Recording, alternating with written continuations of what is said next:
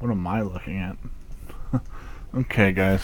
I'm looking at Ndamukong Suh.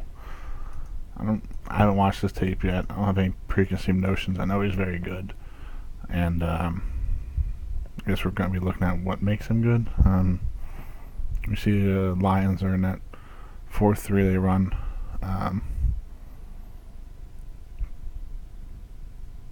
Why is this a 4-4?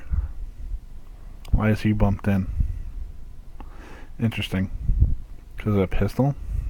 But they're not in pistol. He's under center. We have a wing. King. Wow. Okay. I mean, it's a 4-3, but you have another backer. And him acting like a backer. There's your single safety. Alright, whatever. See, that's what was weird about that. They were overloaded. This is probably instant boot from Griffin.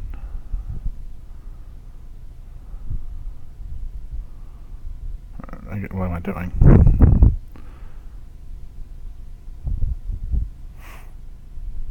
Okay, yeah.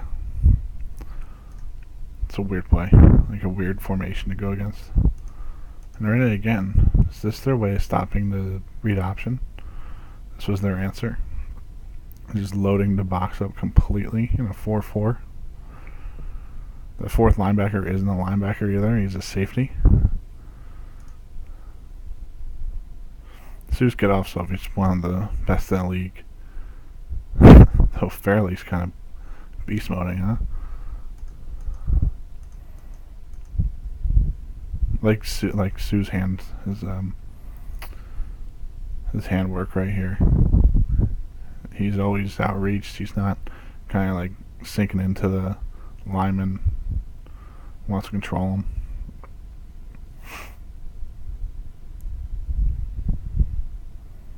Set him at 2I. Yes. Ugh. Sometimes double teams are bad for you because it leaves a slippery gap and he takes full advantage of it. So you drop his shoulder, I'm guessing this shoulder, then he feels the pressure because he's feeling pressure from the center. And typically what you teach is when you get pressure on this shoulder drops, makes it harder for him to block you, and you can usually squirt through. Pretty much that's what he does, turns his body. It's a little bit more high level than I could teach college or high school kids. That's just talent right there. But I mean, how do you block this? Whew. Are they releasing him? There's no way they're releasing him up the middle.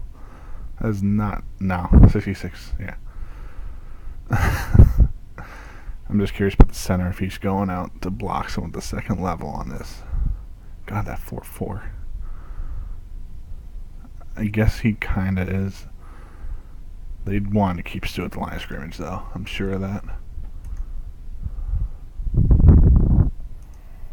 There's so many players in the box. Holy shit. 9 guys. This is a load. I mean, I know they're short here, so it's really 8. Because of his split. But my God.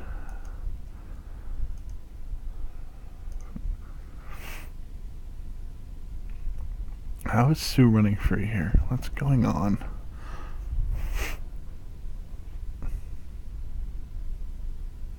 What?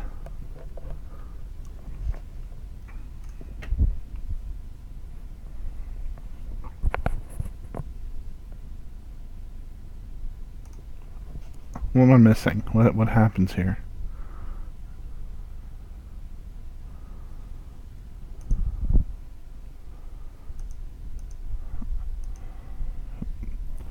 I think the center. It looks like you have 2 guys going through one gap, which is not typical.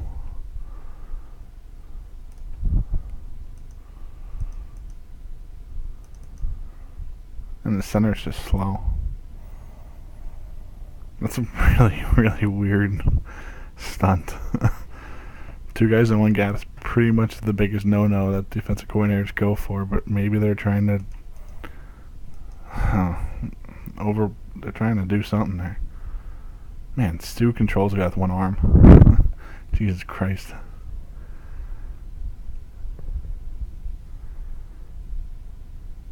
See, it's a little thing right here that you catch him. He goes for that club. So he's engaged. And if you've watched previous broadcasts, you've seen me harp on how I don't want these edge rushers engaging head up like this. Well, it's normally because these edge rushers are giving up size to offensive tackles.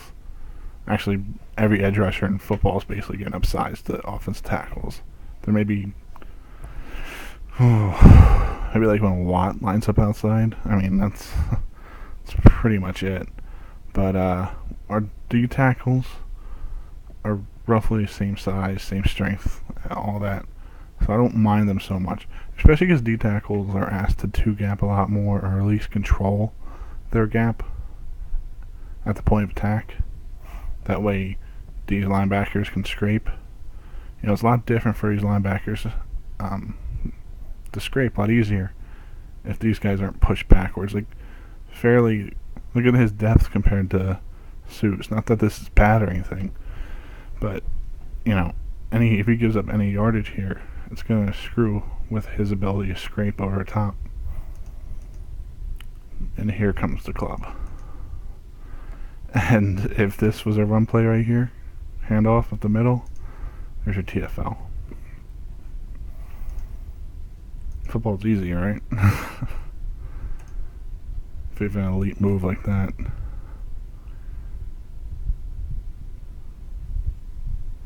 Kind of takes himself out of the play. That happens with the zone. You kind of just run you off.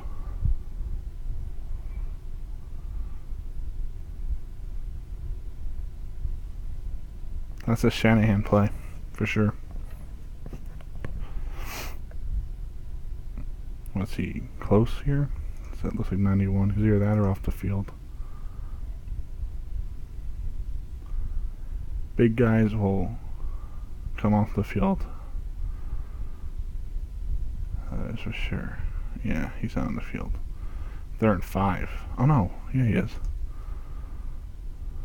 My bad.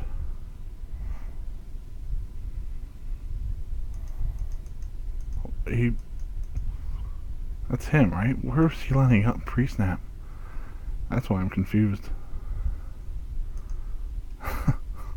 What the hell?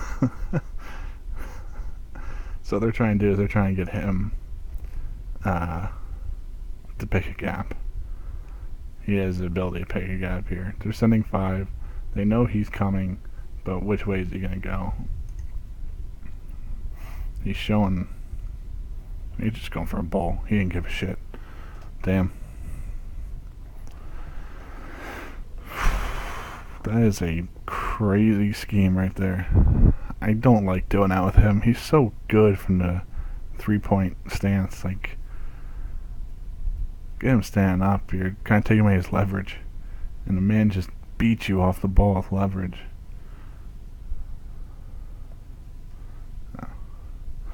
I was just curious if he was on a pump block.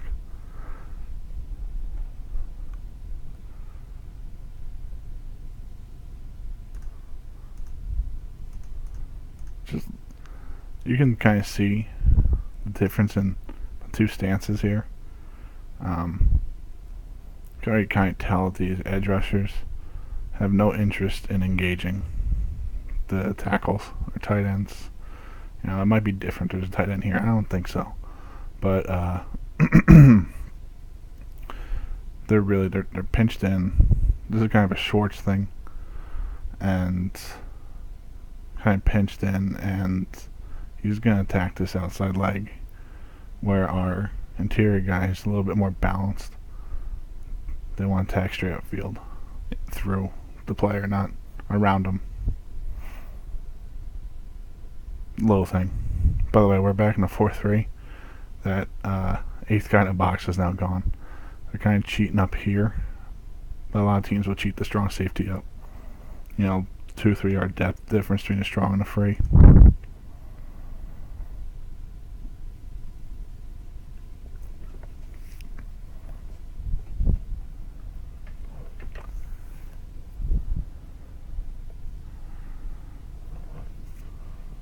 I just want to see if he tries to cut him. I kind of look front side to second that. It's a little thing, but it separates the very good players from the elite players. See where his hands are? Out in front of him, fairly too. That's typical, but what he does is he keeps them out in front of him the entire time. And look how he engages this tackle. Simple little, extension of the hand. But what it does is it keeps this tackle from taking out his legs. Not only is that good that you don't get blocked like that, but it helps your career last a little bit longer when you don't have your knees being shot at. Never goes to the ground, stays on his feet. Positive play. I mean, nothing crazy, but, it's just, it's not a good play. It's those little things that will separate him. Looked like he went for a swim move. That was a jailbreak from the D-line. Whew.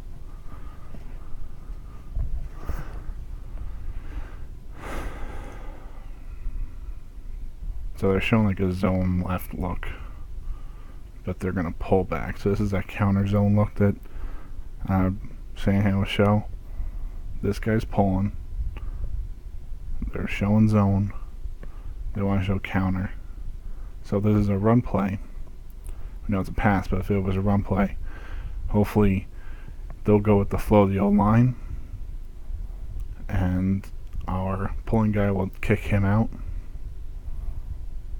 Maybe this tackle can get up to the second level. Probably not. He's probably have to be concerned about Suh, and hopefully our right back can beat there. Let's see a will. Guess that's a will. But it's a pass play. There's no fullback filling. There's nothing like that. It'd be a lot harder to run it. But they're just trying to get that look. And as we kept on talking about with the play action pass, look where the linebackers are. I mean, Jesus, this guy's trying to bail out, and he's got to beat his own player.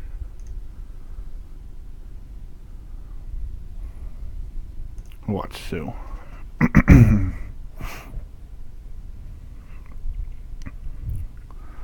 Kind of gets doubled, but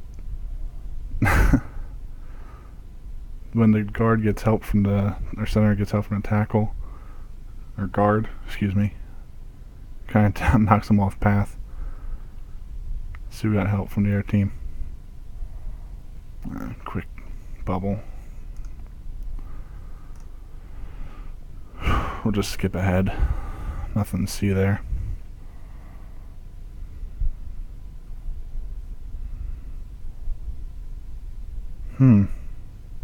See, I think this is the kind of a little bit of negative. I have heard kind of quits on the play a little bit. He kind of engages and just kind of stands there. We saw him using hand fighting earlier, getting hands off of him, willing to attack, the shoulder pad. Not much there. Maybe he read a quick pass. More likely he just saw it as a way to take a play off. Nah, I mean, big guys do it. Albert Hainsworth, probably the best defensive tackle for a single season I ever seen. The dude did it a lot even in that season. He just ragdolls this guy. That's what I mean. You don't see this on the last play. Watch how he engages and kind of ragdolls him a little bit. Takes him one way. If he running back went that way, he had a tackle. And then he actually counters off that again. It's that inverted wishbone pistol. The only difference is you have a wing. We call this a pistol king. This is our strong call. Fullbacks to the strong side. 4-3. They've completely bailed out of the 4-4 at this point. There's no threat of this guy running. That's what that tells me. They're not concerned about this at all.